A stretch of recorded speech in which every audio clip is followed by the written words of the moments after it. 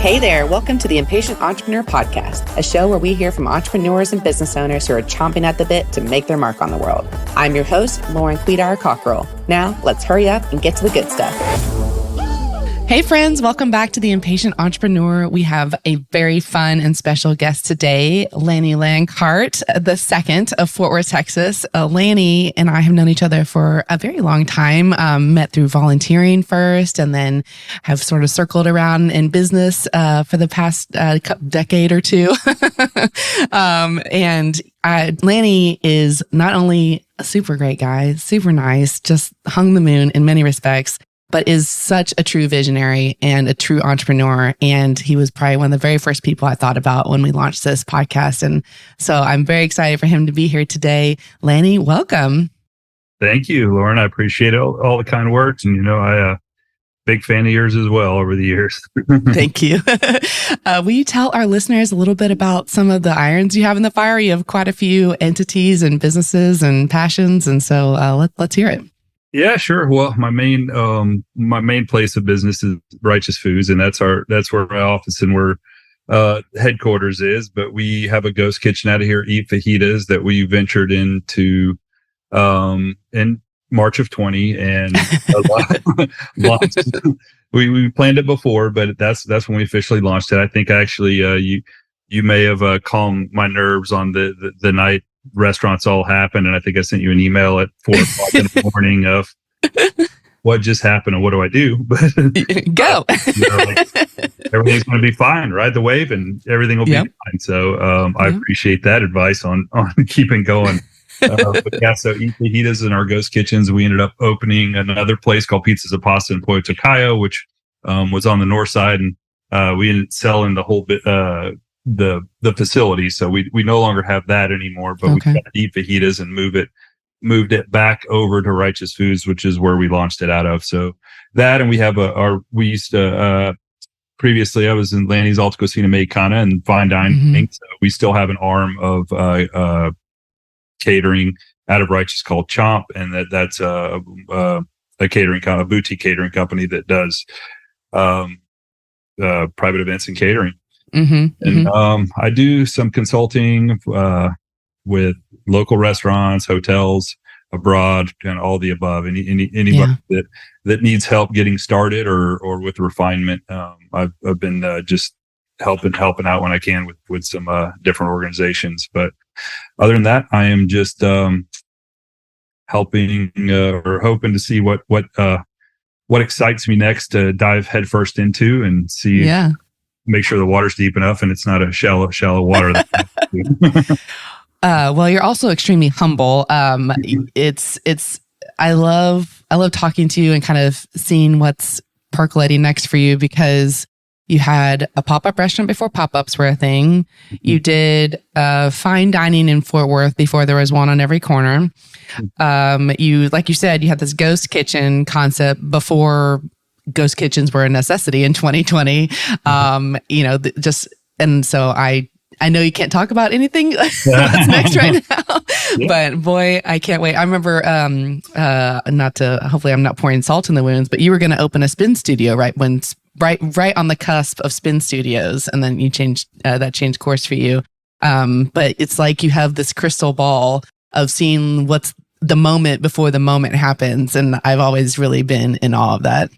Well, thanks. Yeah, that's always, I'm always looking forward and to see what's next. And, sometimes it's inspiration in other markets, or sometimes it's just a totally new idea. So, I'm not afraid. I don't know. I think, once something gets going, or my latest, whatever kind of happens and is running and the wheels are moving in motion, I get a little bored, for lack of better words. a new challenge, or else I get bored. And if I'm not presented with a challenge that thoroughly confuses me and makes me scratch my head on end and lose all sorts of sleep, then not very gratifying work. Yeah, so kind of a mad scientist to some degree. Like, you've got to have that knot to untangle and project to bring to fruition. And I think what's also really interesting about you mentioned your consulting business, is that you're a process guy. A lot of entrepreneurs and visionaries, they are, high level, they're going into the field, into the void, and they leave the process for somebody else to clean up behind them. Yeah. So that you can hold space for both of those things is very impressive. That's not a lot of brains can do that. Yeah, I certainly, I've over the years, I've gone, from trying to, anytime I know I have a weakness about myself in either business or entrepreneurship, try to focus on that to be a little bit more well-rounded in all aspects of it. And I do love processes and procedures and more or less too, it's just a little bit more freeing when you do have that in place. You have a lot less to worry about it as opposed to just winging it, which I did for many years, and it works if you're willing to put your name on the door of a restaurant and be there every waking hour. But small kids, I would rather train and have processes to allow people to do the same thing with a little bit less oversight. But yeah, it's but I think my wife being an accountant has introduced some of those processes and rigid type things in my work life, because before I certainly was just lived in creative mode, and I did have a lot of people around me who I don't want to deal with that. You deal with that. But as I move forward, I'm like, well, if I'm going to do this in particular on my own without partners, then I've got to be able to understand all facets of it. Right. Yeah. Well, that's super smart. There's a saying in golf, I'm sure you've heard it: drive for show, putt for dough. It's like you can have these big ideas, but if you can't sink the putt, it's worthless. Yeah. Unfortunately, in my golf game is all drive for show, and my putter is very cold. My golf clubs have actual rust on them at the moment. So I probably need to clean those up and get back out there, especially now that it's cooling off a little bit here in Texas. But yeah, anyway. So I think I probably know the answer to this, but Lanny, are you an impatient entrepreneur? Of course. Yeah. It is, I much like probably most entrepreneurs and people that live in creative and groundbreaking space, I've probably owned 60 or 70 websites of things that happen, and it's constantly, sparking things, and just have the GoDaddy app on my phone. Like, yep, need that website. 'Cause it's happening soon. And then every 6 months or so, like, all right, I got to clean this. I don't need to pay $20 for this dumb website anymore. I tend to lose focus sometimes, not, if I'm really excited to just follow through, but I certainly do live in I enjoy living in the space of I don't know, creativity and innovation and trying to find what's next as opposed to doing something that's already been done and easy. Yeah. Also, I'm starting to realize there's probably some benefit in that as the masses of folks do tend to choose things with some familiarity in it. So sure. I probably won't try anything like we tried in 02 to 14 with Alta Cocina. Some of the things we were trying then were so fresh in my mind, but it may have been a little aggressive even for any market. Sure. Yeah, I mean, that's certainly the downside to being a visionary is being too early for your time, and then setting the stage for someone to come and be like, oh, that's a good idea. I'll do that. I'll iterate that. And you're like, oh, thanks. Yeah, I know there's a lot of things, like it's something about, it's not, you don't always have to be first, but I believe that I always wanted to be first. Yeah. That I feel that. So, as you mentioned a little bit, kind of traveling and coming up with new ideas, are there particular ways that you sort of keep those creativity flames alive in you so that, do you read, do you listen, do you, travel, all that, tell us kind of your creative process a little bit. Yeah, no, all the above. I mean, I think first travel certainly is over the years has been the most beneficial source of inspiration, whether it's in particular in food. It's easy, if you travel abroad, or even now we have some regional cuisine in the States, but there's a lot of different areas. I mean, just staying fresh and seeing different, different ways to do it is super beneficial. And then there's, with food in particular, just never stop learning. And there's so many different cuisines that, just like even with pizza, I was like, okay, if I'm going to do pizza, I'm going to do it really well. And even though it seems simple, when you take it to a different direction, I don't know, it takes a lot of research. So reading, sign me up for that research.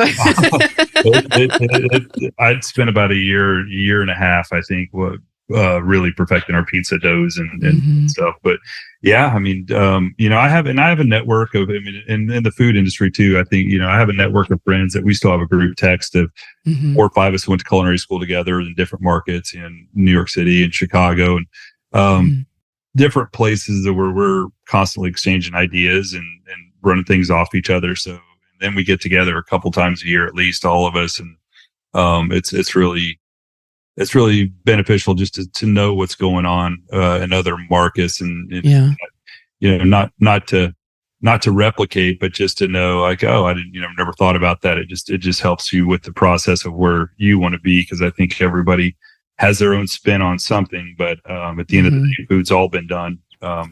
Just, you can't reinvent it. And there's whatever your style and personal touch in will make it your own. But it's hard to come up with something completely new at this point.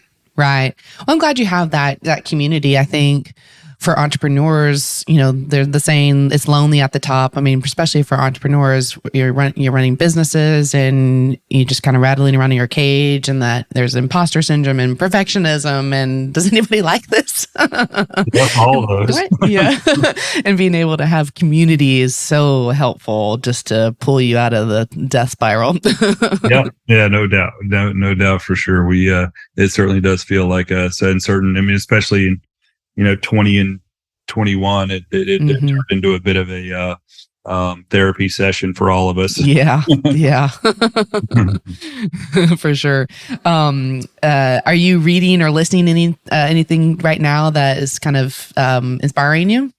Yeah, I was just mentioning the book about 11 Madison Park. I just started reading it, but it kind of ebbs and flows on what I'm reading and to what I'm into. That part is about hospitality and really about what their philosophy is or was at EMP on basically perfectionism, or what high-end chef doesn't really strive for that. And I think a lot of people have always discussed it's not attainable to be perfection. So just do the best you can.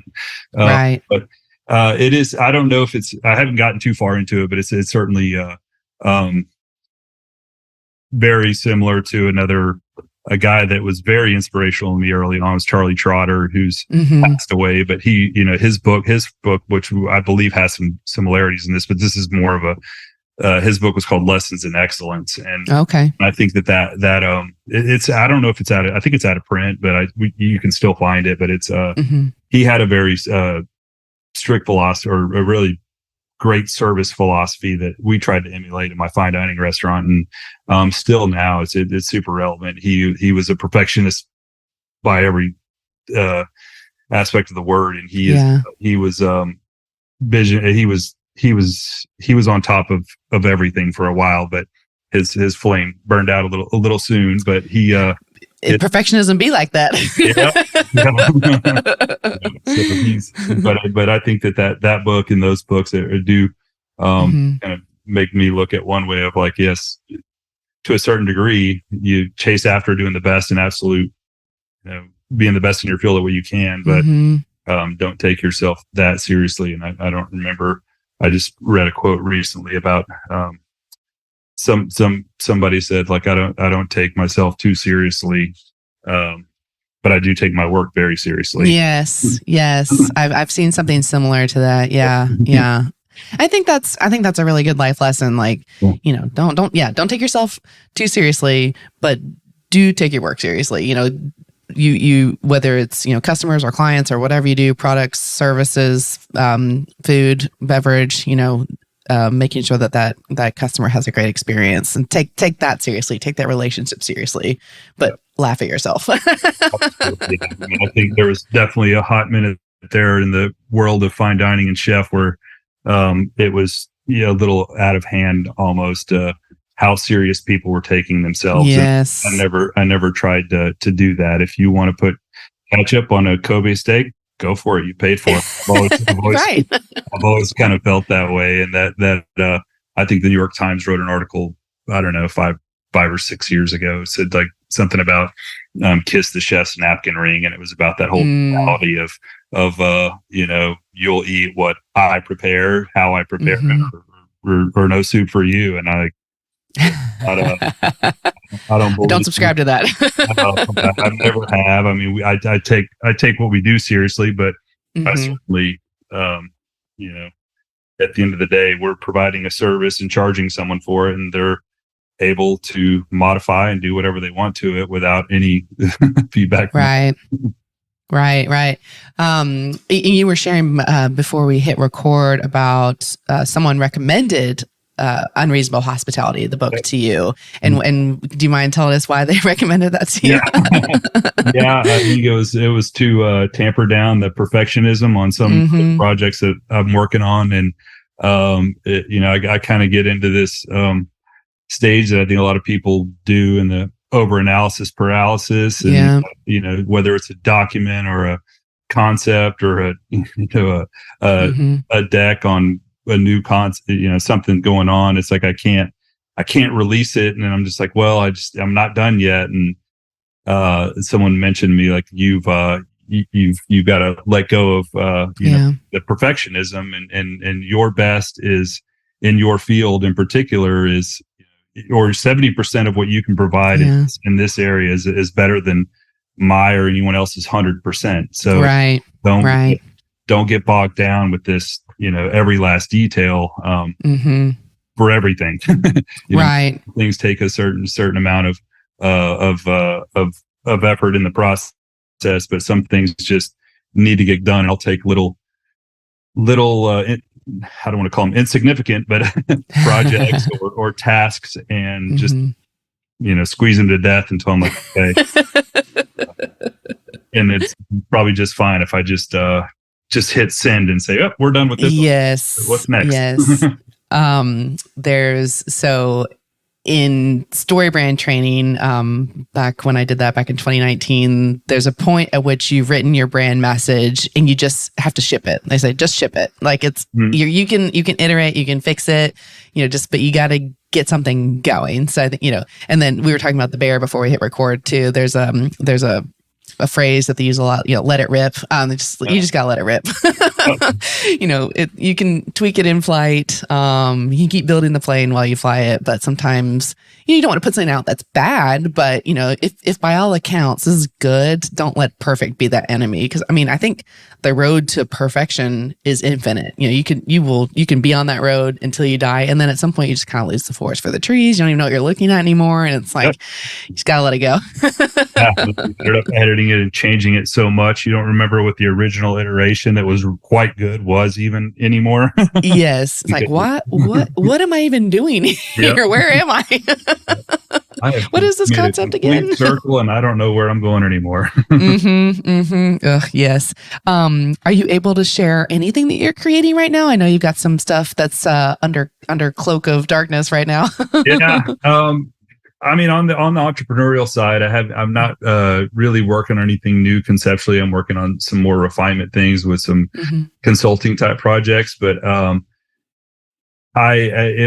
we do plan to redo Righteous and reintroduce our rebrand everything as Righteous, like the Righteous Fajitas and the Righteous instead of my other ghost kitchen. So we want to add we already have one back here, but add our second ghost kitchen back here and get our pizza deck back in here. Okay. So there's a chance in the next 6 months that we're working through that we closed for a few months to do a remodel. I've been in this building for almost 20 years, so there's some major updates that need to happen. And I'd like to get those done. So and all the stuff going on around us.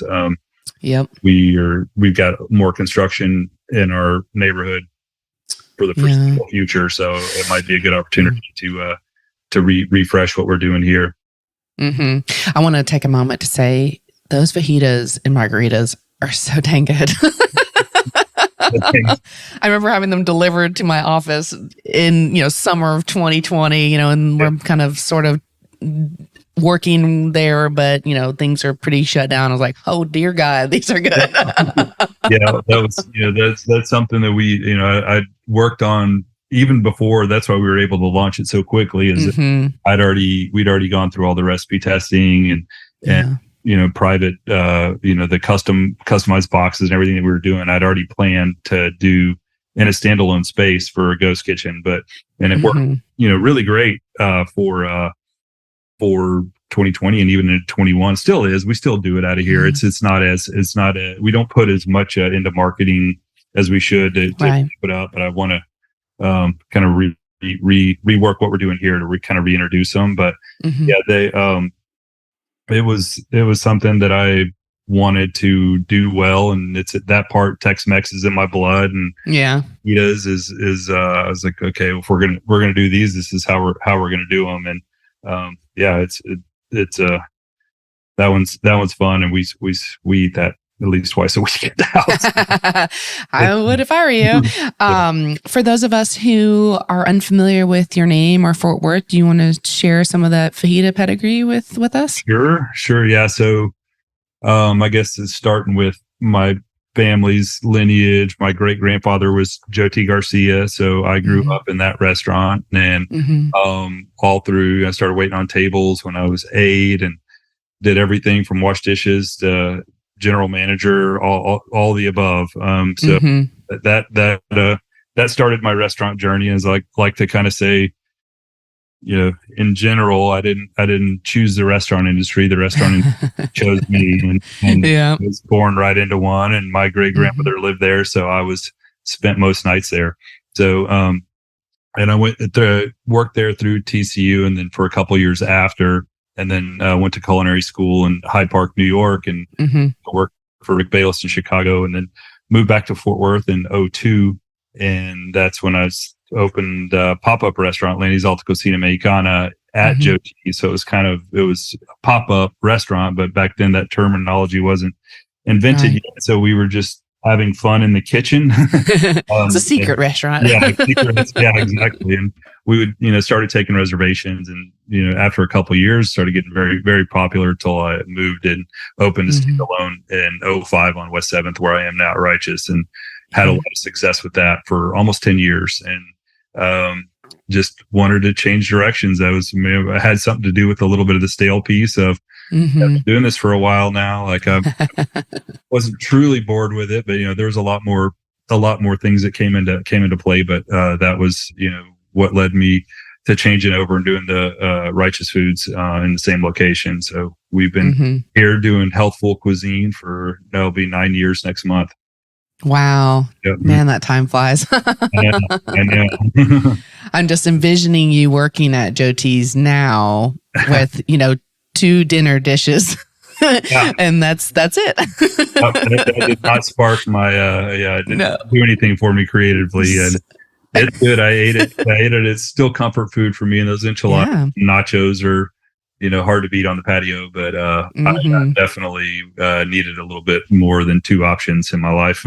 Yes, I don't think that is a natural fit for your soul. That was definitely one. Okay, this definitely works. There's nothing I can change or fix here. So I got to go. There would be chaos and people with pitchforks at the door if you changed anything. I definitely would have. Yeah, I've definitely been run out of the north side if I tried to trade you anything over there. No, sorry, sir. That's not. It's been since 1929. Is that the right date? 1935. 35. Okay, yes, that's right. That's right. Yeah. 88 years. So yeah, it'll 1 on 100. I know. Quite the institution, but I, for one, selfishly am glad that you ventured out on your own and have struck your own path to bring so much excitement to Fort Worth. Are you able to share anything that you're impatient about right now?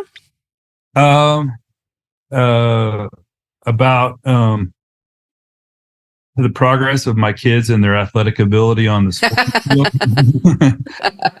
Coaching t-ball, softball, and soccer, and I love sports. Wow, that's a lot of coaching. I know. I went for it this fall, but yeah, you did. Listeners, if you haven't guessed, Lanny does not do anything in half measures. No. Full scoops only. Yes, that's right. I don't dabble in many things. No. Sidebar, my daughter loves soccer as well, and so last spring there was a bit of a coaching leadership void unexpectedly, and so I looked at another mom who I grew up playing competitive golf with, and I said, you know what, let's do this. Like, it's a perfect time. Nobody cares. We'll bond with these little 8-year-olds, and it'll be fun. And I know from playing soccer for years that yeah. We can figure it out. And, we went in with all these, like, we're going to teach them how to trust themselves. We're going to teach them how to trust their teammates. It's not about winning. It's about just like, really developing as a person. And then we started to win, and it was like, oh no, we care entirely too much. Yeah. Yeah. I am still ultimately an extremely competitive person. Yes. So we won our little division. And I looked at my friend and I said, I can't do this again. Yeah. I don't like who I'm becoming. No, yeah. I've coached both my kids in various sports over the last 3 or 4 years, and at the end of every season, I'm like, I'm not doing this again. I'm not doing this again. And my wife reminds me as soon as I volunteer again, like, I thought you said you weren't doing it again. Like, just one more season.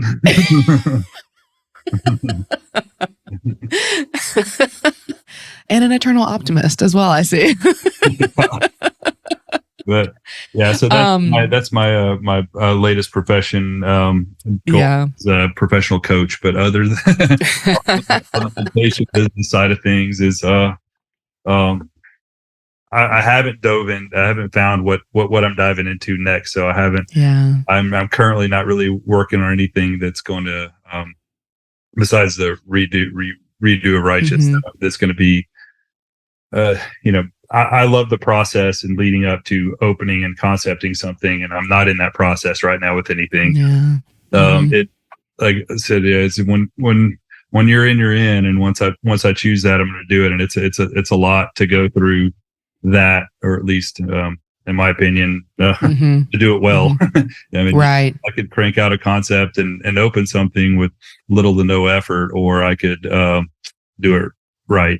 And when I decide to do that, and something catches my eye that I want to do, then I'll let you know quickly. Please. Or you won't hear from me for 6 months. And right. Has having a family affected that for you? I mean, because otherwise you're just sort of like blinders are on, you're focused on this thing. Have you kind of had to build some boundaries, or has your wife had to help you build some boundaries? Yeah, absolutely. She works full time too. So we both got to really be pretty rigid on our schedules on how we participate in both fully. And I've been, I think, intentional on how I've approached my work life so that I can, growing up in the restaurant industry and having the rigorous hours and all that entails, moving out of fine dining into Righteous at first really was my attempt to open during the day and have a quote unquote normal work so that when we did have children, I'd coach and at home and do all those things. And of course, building a business that went out the window for a few years, but after it's built, I have a little bit more flexibility and freedom with, trusted employees that,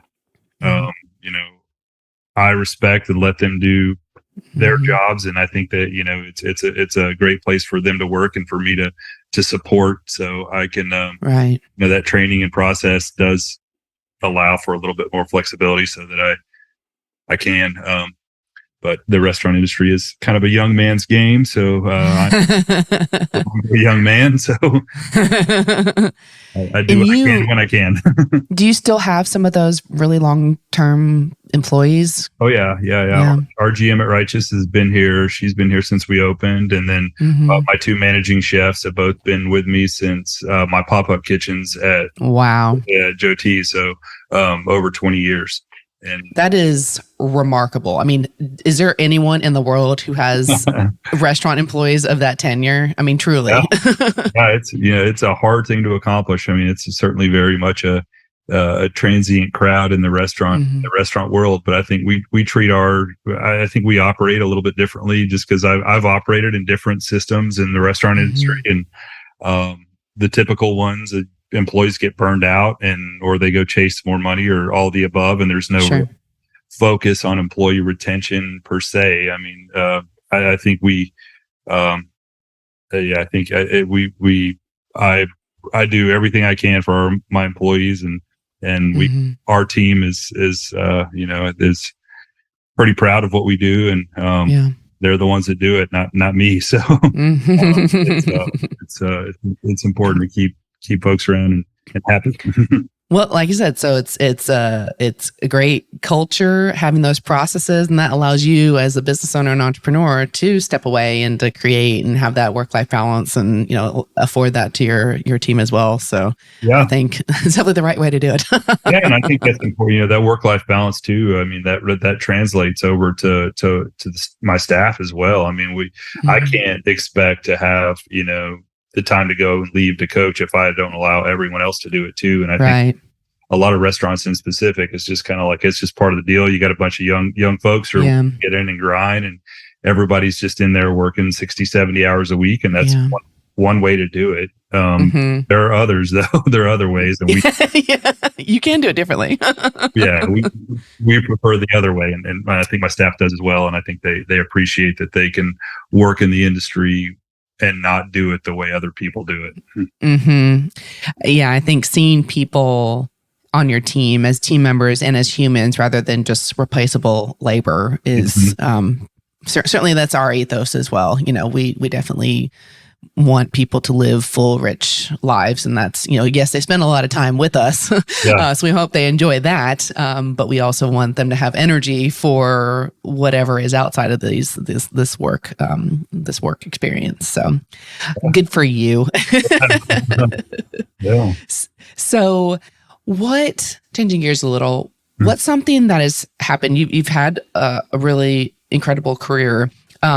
Is there something that you can share with us that felt like it was the absolute worst thing that could happen to you in business, but then ultimately it's turned out to be for the best? Well, I mean, the easy answer to that would be whatever the date was, March 17th, 2020.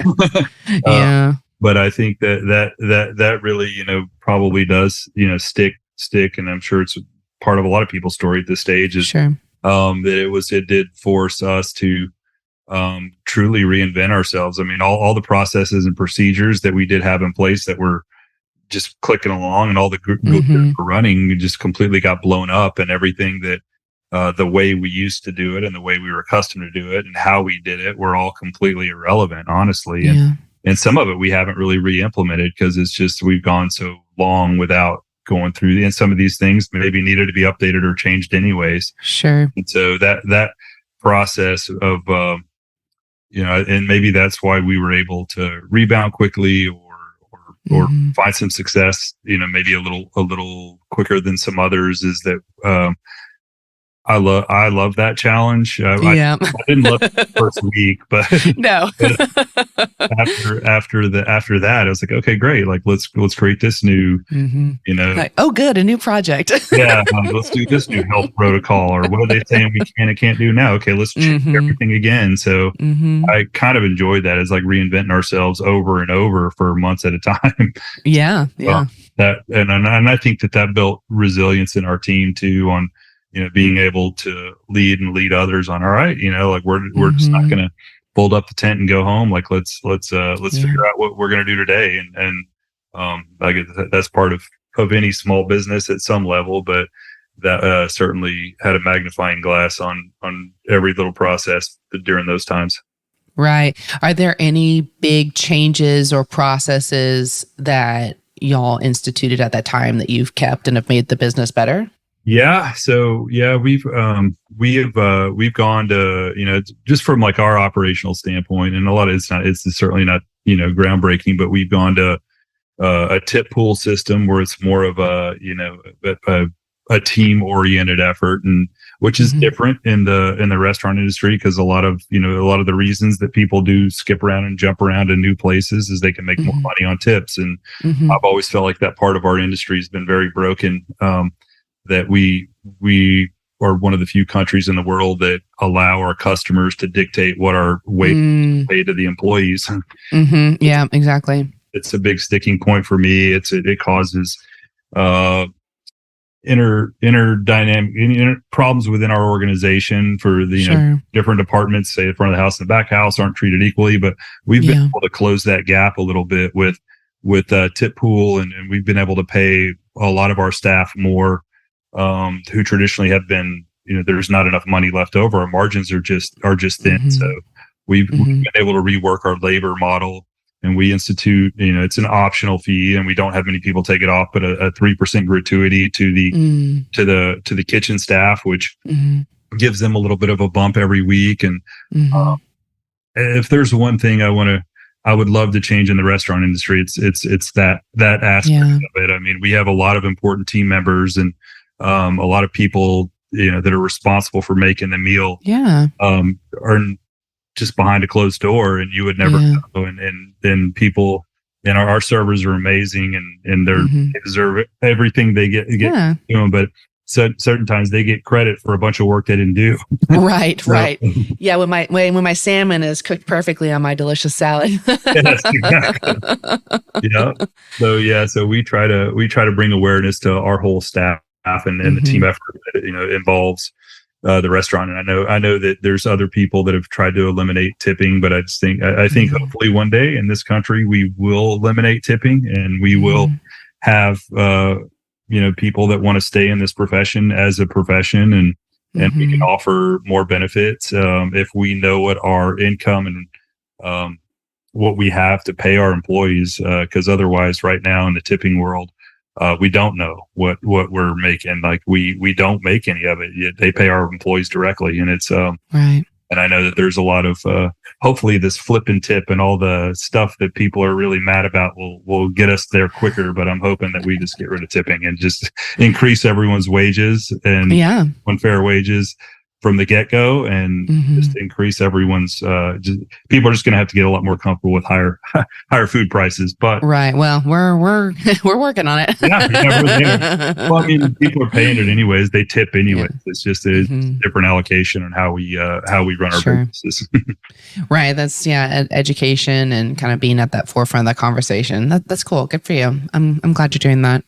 And then also, speaking of sort of vulnerable questions, is there something, growing up where you felt like there was people pointed out something about you that they said that this was a weakness, but really it's turned out to be your superpower as an adult? I think it's that, unfortunately, is that all or nothing of my personality is, when I get into something, I mean, all my friends certainly definitely know that when we're on a ski trip, I've got my own skis and snowboards. Several bikes, and I'm all about gear, but it's like, I think when I get passionate about something and I'm just all in, and that can be a weakness, because sometimes I get sidetracked on things that I shouldn't really, really pay that much attention to, or, sometimes it's just, I won't let it go, and then it doesn't benefit anybody, but sometimes it's something super beneficial. I can create a new business, or work on any little thing that has the right I guess positive outcome. It is a blessing and a curse that I can get the hyper focus to see through things, but sometimes also on the curse side of things, it's like I have to rev myself up to get into something. It's like, well, this doesn't, I'm sure you use like the equivalent of like letting an email sit in your inbox. Like, I'm not sure I want to get into that, but yeah, I have a little bit of reluctance getting into things because I know my personality. I'm like, all right, well, if I'm going to do this, I'm going to do it. So, stand back. Be careful what you wish for. Yeah. Are you sure you want me to do this? Yep. Exactly. Well, I wouldn't mind, a few tablespoons of that from here and there. For me, I'm sort of like a honeybee. It's hard for me to focus. I'm like, sort of sprinkle around, and then if I really have to do some deep thinking, I've got to go someplace else or do it at a different time or something like that, sort of trick my brain and create some new neural pathways there so I could get it done. Yep. Yeah, that's when I get into focus mode, I definitely have to have music and a few things happening. Like, all right, otherwise I'm going to get distracted. So I've got how I do this. Yes. I can't wait to see what your next fixation is. It'll be something fun, I'm sure. I have no doubt. Something totally new that we've never seen before. Yeah, I hope so. So do you have a piece of advice for our listeners that they can do today to make their businesses or lives better? No. I mean, our this is what we touched on earlier. I mean, I think that's probably the most important part of how any process that I've been a part of that works is just the team effort part of it. I mean, I know that as a leader or a figurehead, we have some influence over what direction we go. But if nobody's following behind you, you're not going to get there with the whole team, and you're not going to have the execution. So I think our teamwork is really important with us, and communication within our team. And it's usually, what I might have considered 10, 12 years ago is confrontational or, hey, to talk about this. It's just more of a, hey, just a different direction on how we communicate within our team is to how to make improvements as opposed to any kind of, we're doing this wrong. So, being clear is being kind.